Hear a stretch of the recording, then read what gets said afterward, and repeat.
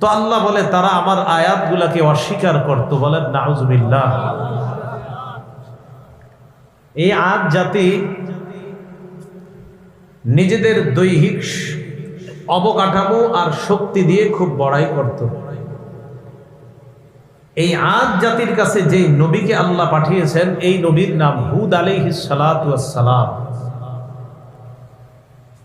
সূরা আরাফের 65 নং আয়াত থেকে 72 নং আয়াতে আল্লাহ রাব্বুল আলামিন বলেন, ওয়া ইলা আদিন আখাহুম হুদা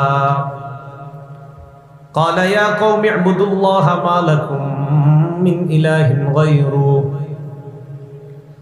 আদ জাতির নিকট আমি তাদের ভাই হুদ আলাইহিস সালাতু ওয়াস সালামকে পাঠাইলাম। তিনি আদ জাতিকে দাওয়াত দিলেন, হে আমার সম্প্রদায়, তোমরা আল্লাহর ইবাদত করো, তিনি ছাড়া কোনো ইলাহ নাই।